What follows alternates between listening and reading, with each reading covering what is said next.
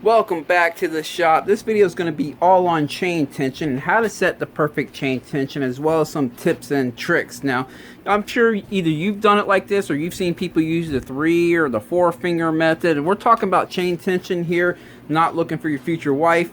If you pay attention to the pros bikes on the starting line, you'll notice that no one has a sacked out looking chain. They look rather tight. So how do they get them that tight but without risking damaging anything? Well, because as you know, if you set your chain tension too tight, you do risk damaging the bearing behind the front sprocket here, the counter shaft bearing. You don't want to do that. But too loose is also not good either, because it can wear out your chain slide or chain guide. It does do additional wear on your chain slider. It can cause the chain to slap around in here and hit the frame. You know, too loose is not good either. Plus, when it's too loose, then you get that slapping around sound, especially on the 4-strokes. You hear the chain slapping around. It also causes a slight delay in response, especially when you're in the air and you go to blip it to lift up the front end a little bit. It's just all that back there. It's not good. It's good to have the chain nice and tight, but again, too tight is dangerous. So how do we find that perfect tight spot? Well, I'm going to show you. The tension on the chain actually changes as the rear suspension is compressing. So the two loosest spots are when it's fully extended, like when it's on the stand, or when the rear end is completely bottomed out. It's also it has a lot of slack at that point too. The tightest point is if you were to make a straight line from the center of your front sprocket to the swing arm pivot right here, and then extend that straight line all the way over here, then compress the rear end to where that straight line is at. That's going to be the tightest that your chain is at in its full stroke. It's going to be when it's at that straight line position. So that's what we're going to be paying attention to when we adjust the chain. I'm not so much concerned about how much slack it has when it's on the stand, because that can actually change through time. Or let me rephrase that. That can change as components wear out. So you have a chain roller here, and when I lift up the chain right here, you'll notice that it affects the chain up there. You'll see that, well, I can't lift it up any higher. There you go. You see how the chain up here moves when I lift this chain up? So as your chain roller wears out and the chain's allowed to sit a little bit lower, you're going to get more movement. You're going to get more slack, and what might have been 3 fingers is now 4 fingers. Same is true with your chain guide down here. As this wears out, it's going to change things a little bit, as well as your chain slider.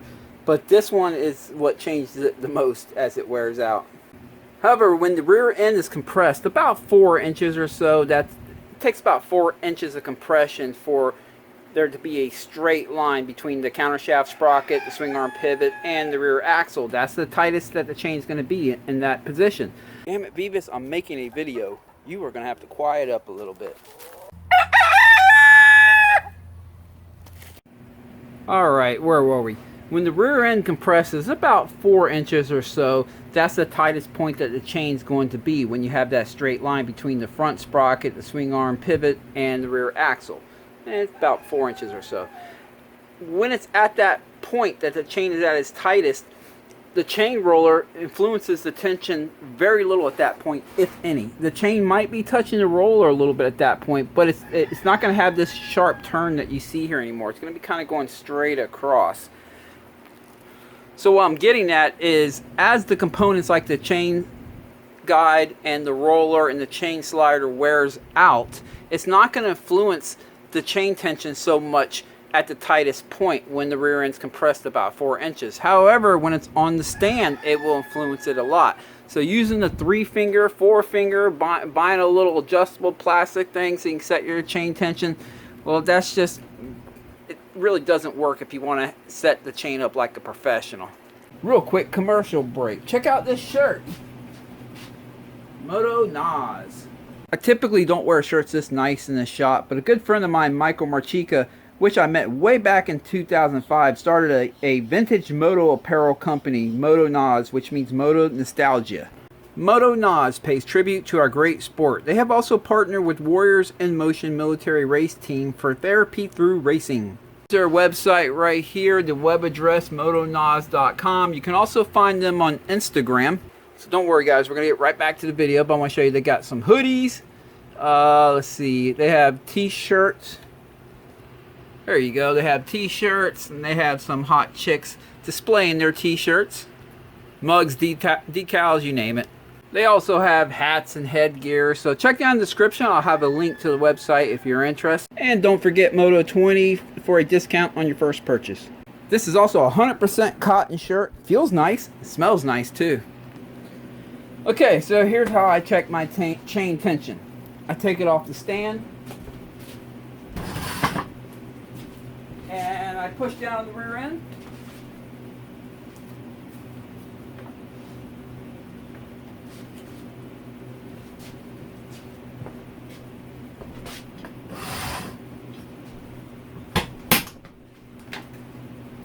So all you got to do, you take it off the stand, you push down the rear end at, you know, about 4 or 5 inches, and that's where you check your tension. Now what you want is you want it to be pretty, that's actually just, that's acceptable where it's at right now, but you want it a hair bit tighter than that to start with. Like I said, that's acceptable, but if you want to go for that factory look of the chain not all slack and looking stupid, you maybe go a little bit tighter than that. But I'm going to get you up a little bit closer here. I want to do this one more time and show you something. Alright, I'm going to compress the rear, like I said, about 4 or 5 inches. Notice the chain is not really touching the chain slider anymore, and it's not touching the chain roller. So these two are out of the equation on overall chain tension at that point. And that's the tightest the chain's going to be throughout its whole stroke. Okay, time for the chain adjustment part. Well, a lot of bikes these days will have 2 sets of lines, but some have only one. But you'll notice that this one has a set of lines on the bottom and on the top. We're going to use both the top and the bottom because this block right here has a little bit of shift in it, right? So this line can be a little bit ahead of the bottom line depending on which way the block shifted. So we're going to be trying to use the average of the two. For your bikes that only has 1 set of lines, either on the top or on the bottom, well then you're kind of just stuck only using that and hoping for the best. But for the ones that have 2 sets, one on the top and the bottom, then using the average of the 2 works good. Obviously you want your rear wheel straight or in line with the chassis of the bike. So if you have a little off to the left or the right, well, us moto guys might not notice that too much, but I can tell you that the guys that do the wheelies everywhere they go, they notice it. They'll bring a bike to me like, hey, this thing's pulling to the right or to the left. And I usually find that the rear wheel's either off to the right or the left. It's just how that goes. So once I get the bike the rear wheel truly straight in line with the bike, when I need to make further corrections or changes to the tension, I don't have to sit there and look at all them lines anymore. What I do is, you'll notice there are 6 sides to this hex right here, this 10mm, and you'll notice I have one flat side of it right here, parallel with the flat side of the chain block, and I do the same thing to the other side here as well. So if I need to make the chain a little bit tighter, I would just loosen up the axle and turn it to the next flat side on each of them 10mm, and that's going to move the whole rear wheel back just that little bit more, but it'll be equal. I don't have to sit there and keep staring at lines and comparing the left or the right. It's real quick and it's easy. Okay, so I've sat here and thought about how to explain this, and I'm just going to show you. Alright, so here's how I set my rear wheel, and then once I set it and get it straight, adjustments are easy after this. So let's go ahead and do it. And the hard part is the first time. After that, it's super easy. So just bear with me to the hard part, but this hard part is to help ensure that this rear wheel is perfectly straight. So what I'm going to do is I'm going to back this down a little bit on both sides. So we're going to move the rear wheel forward and loosen up the chain so we can line our marks up and get them perfect. Let me go do that to the other side and I'll be right back. Okay, now I'm going to loosen the rear axle. I want to get it good and loose because we need to slide the rear wheel forward. Okay, now that the axle is good and loose, I'm just going to bunch up a rag here, slam it right in here, and roll the rear wheel into it. You'll see that it slides the whole rear wheel forward up against the stops. And while I'm holding the rear wheel spun that way so it's nice and tight, I'm going to tighten this back up, but not all the way. I need to be able to adjust it. I just need it tight enough that there's some friction, so that should be good right there. The chain is nice and loose at this point, but that's okay. We're going to adjust it in. Okay, every brand bike is a little different, but on these YZs, you always want to count these lines from the back end going forward. So 1, 2, 3, 4. So that's 4. I mean, it's a little bit inward of 4. Same at the bottom. So now what I'm going to do is I'm going to spin this, turn this. Okay, I probably have that rear axle just a hair too tight. I want some friction, but not that much. So let me loosen up just a hair. Like I said, the first time's the hardest. After that, this becomes a lot easier. But this just ensures that we have that rear wheel perfectly straight. So I'm going to turn it one flat at a time. A flat on the 10 millimeter here. And I'm going to check the lines out. So we got 4. 4 is just starting to come up into the center of this. Let's see. Yeah, it's just starting to get there. I mean, I don't know how it looks on camera, the angle, but for what I'm seeing, this block looks pretty equal top to bottom, so that's good. We're not going to have to average it out. Okay. I think that's pretty much it. Let me show you what we got here. I do not know how that's going to look on camera, but you can see the top line, 4 lines in, is ever so slightly to the rear of this index line right here, and down in the bottom you can see the 4th line in, 1 2 3 4 is ever to the front side of this index line right here. So that is centered on line number 4. That one's good. Now let's go do that to the other side. Alright, do the same thing. And of course, it doesn't have to be line number 4. Your bike, depending on your chain, rear sprocket, everything like that, could be any of the lines. The idea here is it has to be the same. And so it's either line 6 and line 6, or line 4 and line 4. You get it. I shouldn't have to explain that. That should be obvious.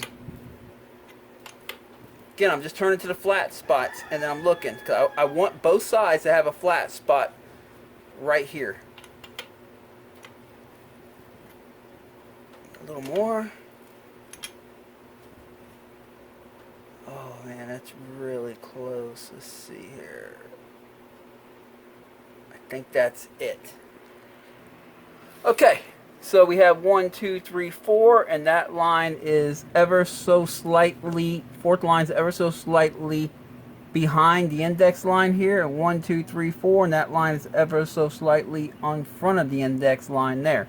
So this one is perfectly centered on line number 4 as well as that side. So as far as these marks are concerned, this rear wheel is true and straight with the bike. Now I get it, you know, there's manufacturing tolerances, and if you really want to get it right, you can measure from here to there or whatever. Heck, you could probably, there's probably alignment machines for these things, but we're not going to go down them rabbit holes. That's just a little bit too much to figure out. Also, you can even take calipers. I've seen people take calipers and measure from here. Look, we're just looking to get this thing good enough for the track, and that's pretty dang good. But now the rear wheel is straight and true with the chassis of the bike. Now we need to adjust the chain tension. As you can see, that's pretty loose. That's like 15 fingers. Let's adjust that in. So I'm going to get it pretty close before I drop the bike off on the stand and put it on its wheels, and then check it that way. So now I'm going to count the flat sides. 1 2 3. I just turned that 3 flat sides. Let me do it equal to the other side. It's always important to stay equal, to keep your rear wheel equal. 1 2 3. Okay, let me see where it's at. Well, we can go a little bit more. Let me go another 3. 1 2 3. 1 2 3. I think that's still a little loose. I just know this bike pretty well. 1 2, getting close. 1 2. Okay, let's go one more. 1 1. Okay, let's drop it off this on the stand. Let's drop it off the stand and see where it's at. All right, let's do it.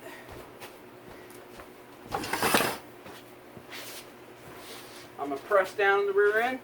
About 4 or 5 inches. It's still a little bit loose. So let's go ahead and tighten it up a little bit more.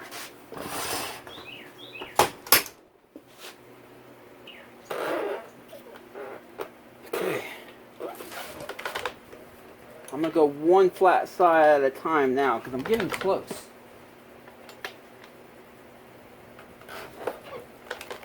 One more. I don't want to go too far. I mean, if I had to, we'll have to back it down a little bit, but let me get it right first try. Okay, let's take it off the stand and see where it's at.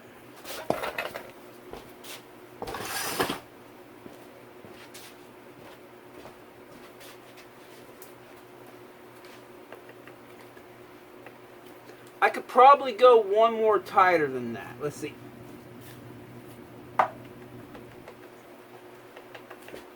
That's pretty good right there, and I'm okay with that. But let's go one more tighter. Let's see. I want to get you on that fine edge, the tightest that I would consider acceptable, just so you can see that. So I'll turn it one more flat slide. Flat side.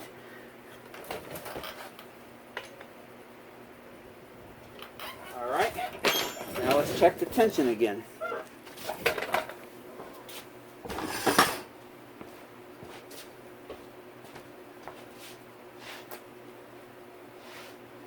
That's the tightest that I would go, honestly. And I'm just going to leave it right there. That's good. I wouldn't go any tighter than that. You always want to have a little bit of movement up and down. You don't want it so tight it's like a guitar string.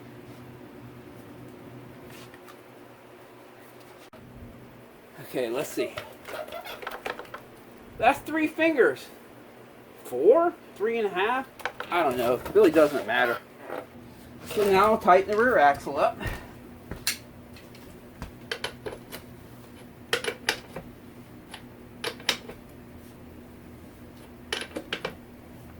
There we go. And now that the rear axle is tight, I will tighten this up against the block. Then while I'm holding this tight against the block, I will tighten up the lock nut. There we go. And do the same on the other side. Tighten against the block. There we go. Yep, it's good. Okay. There we go. It's properly adjusted. Now I can go out and ride the bike. As the chain becomes looser, it wears in, sprockets and chain wears in, becomes looser, and I need to make adjustments. I don't have to sit there and get on the floor and look at these lines anymore. All I have to do is loosen up my rear axle just a little bit so there's still some friction. You don't want it so loose where everything just loosen it where it can adjust it back with a little bit of friction, and then I'll turn it. Then I'll turn it right here. Then I'll turn the adjustment bolt right here, one flat side at a time. So usually when I go to make a correction, it's 1 to 2 flat sides to make an adjustment. So I'll do maybe one right here, one right there. Pull off the stand, feel the tension. If it needs more, I'll give it another one.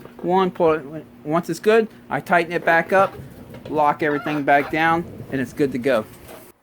This YZ 450 right here, this is how most people's chains look, kind of droopy and loose. And you know, most of your average local guys, that's how their chain looks. But if you use this method to tighten your chain up, then it won't look all droopy and loose. It'll look like a professional's bike. And again, what really matters is not how many fingers you can fit while it's on the stand. What matters is when it's on the ground and you can press the rear end to the tightest spot of the chain, which would be about 4 to 5 inches down. One final warning, too tight is not good. Too tight can definitely damage the bearing that's right behind your front sprocket there, or even crack a hub, because if it's too tight, you jump the bike, you land, all that energy goes down to compress that rear end, and when it gets to the spot where the chain is the tightest, to get past that, well, something's got to give. And it could be the bearing behind your front sprocket, it could be your rear hub. You don't want none of that. So you want to set the chain as tight as you can get it without crossing the line of being too tight. And the only way that you're going to know where that line is at is to take the bike off the stand and compress the rear end about 4 or 5 inches, and then feel the tension on the chain. Well, that's pretty much a wrap. Now I need to get this bike ready to go, because tomorrow I'm going to Moto Bros Punta Gorda. Hope to see you guys out there. If not, I hope you guys get a great weekend of riding in wherever you're at. Don't forget, down in the description will be a link to Moto Nas. The discount code is Moto20. Again, I hope you guys enjoyed the video. Have a great weekend of riding. Catch you in the next video.